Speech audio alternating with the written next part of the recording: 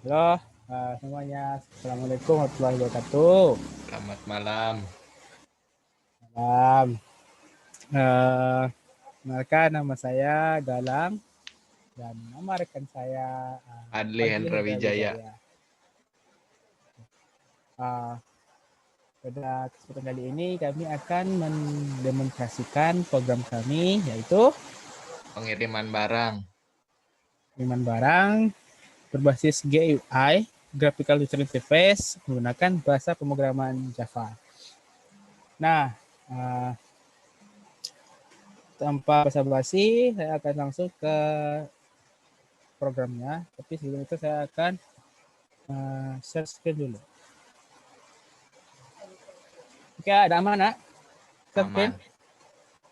Oke, nah. Aman. Jadi programnya adalah seperti ini. Di yang paling pertama ada login form. Nah, lihat. Di sini ada username dan ada juga password. Nah, itu ada. Password. Tuh. Insert username gitu kan. Ini ada juga password Iya. gitu ya. Nah, kemudian kalau kita klik login, Langsung maka dia masuk. akan pergi ke Pilih layanan. pilih layanan. Pilih layanan. Nah, di sini terdapat layanan, ada same day services dan Someday juga ada service. express. Express. Express. Nah, kemudian kita akan pilih yang same day service. Sebenarnya ini cuma beda di harga doang ya. Same Iya. day dia lebih mahal sedikit. Lebih mahal, lebih Nah, cepat. iya. Kemudian kita klik selanjutnya, maka dia akan menuju ke halaman mengenai informasi pengirim. Informasi pengirim. Nah, di sini kita akan coba untuk memasukkan nama pengirim. Misalnya namanya adalah apa ya? Lancelot gitu ya. Lancelot. Dia alamat pengirimnya berasal dari Jogja atau dari mana ya? Dari Semarang kah? Semarang. Kemudian nomor teleponnya dia 0812 345678 910 kelebihan. Nah, kalau kita klik button simpan, maka dia akan tersimpan di dalam database. Akan ada suatu Database. message yang berbunyi data pengirim berhasil disimpan. Kalau kita klik OK, maka kita lihat di sebelah kanan ini di bagian table. Nah, dia sudah terdapat datanya di sini. Nah, ini. Seandainya kita ingin mengeditnya, maka kita Edit. tinggal klik di sini. Misalnya kita klik ini. Nah, yang tadi kan kita masukkan adalah Lancelot kan. Kita klik Lancelot.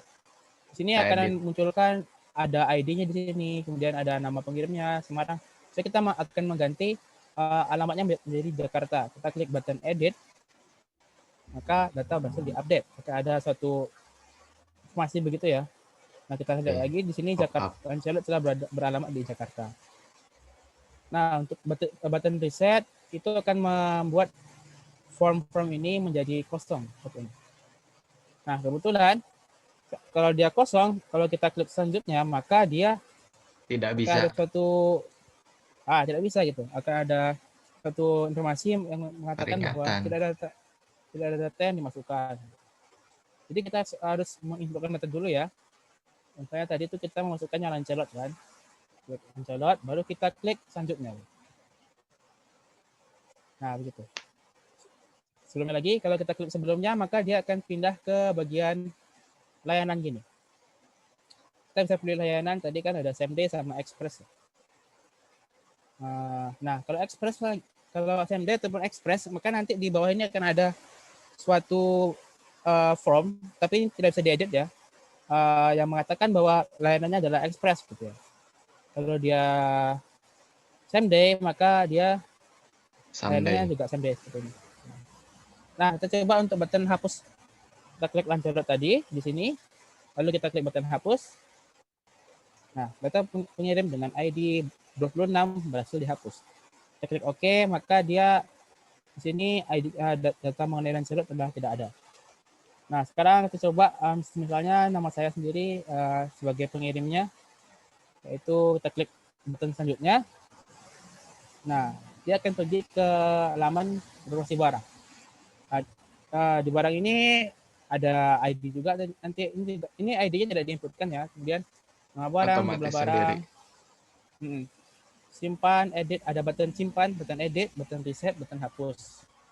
Di sebelah kanannya ada table. Nah, kemudian kalau di yang kanan bawah ini ada informasi mengenai layanannya apa, kemudian ID dari pengirim tadi berapa, gitu ya. Kita coba lagi demonstrasikan. Nama barangnya adalah misalnya MacBook Pro 2020 gitu ya. Jumlah barangnya ada 2 untuk kami berdua. Kemudian kita klik simpan, maka data barang berhasil disimpan. Kita lihat di kanan, nah ini sudah tersimpan datanya di sini. Kalau kita mau mengeditnya, misalnya kita ternyata bukan MacBook Pro ya, tapi ternyata MacBook Air gitu ya. Kita klik button edit, maka datanya bisa diupdate. Dan di sini ya juga telah Tersimpan. terupdate, ya teredit datanya.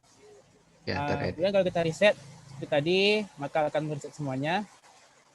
Kalau kita selanjutnya dia tidak akan bisa ya, harus ada data yang dimasukkan dulu. Nah, misalnya saya sini ingin menghapus datanya, misalnya Sapolidi ya.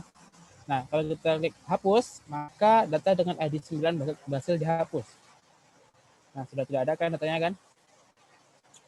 Oke, kalau kita klik sebelumnya, maka dia akan pergi ke halaman pengirim. Kalau kita klik selanjutnya, tidak akan bisa karena belum ada yang kita pilih. Kita pilih dulu yang MacBook-nya. Kemudian kita klik selanjutnya.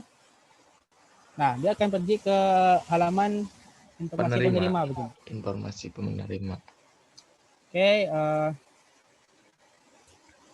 di bagian ini kita coba lagi untuk menginput datanya. Misalnya namanya adalah Fadli.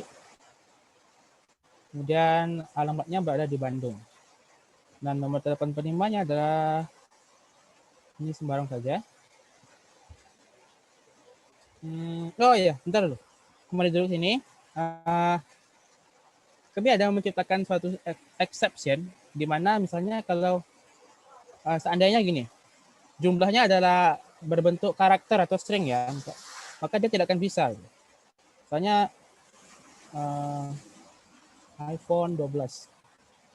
Kalau kita masukkan jumlahnya adalah string A, B, C, D sembarang ini, maka dia akan ada suatu exception, yaitu jumlah harus angka gitu ya. Kita coba lagi, misalnya dia bernilai negatif, maka juga akan ada suatu exception yang namanya jumlah harus positif. Gitu.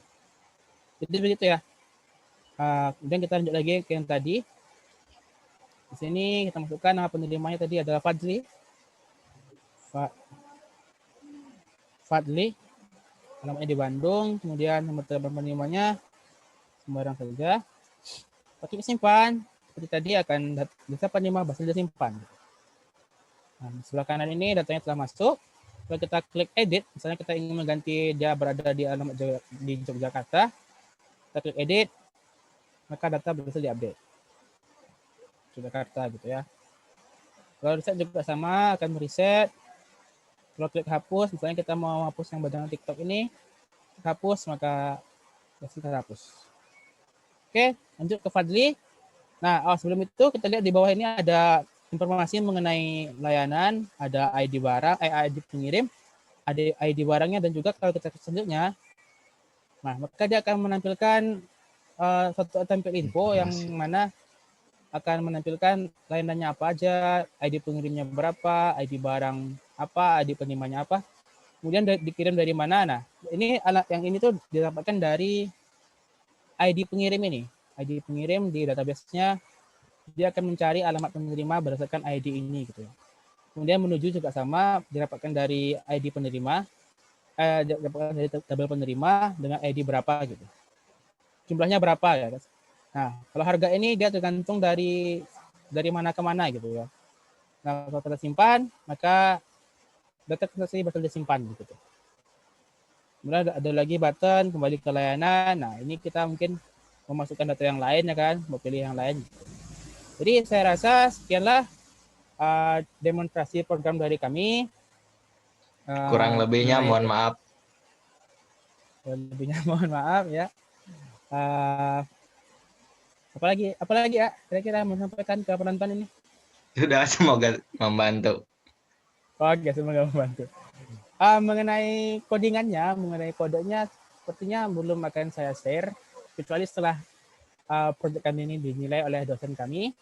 Saya rasa cuma itu. Nggak ada lagi kan, Nak? Nggak ada. Oke, udah. Kalau begitu, terima kasih semuanya yang telah menonton sampai akhir. Sampai bertemu di pertemuan selanjutnya. Selanjutnya, terima kasih. Selamat malam. Assalamualaikum warahmatullahi wabarakatuh. Malam. Waalaikumsalam warahmatullahi wabarakatuh.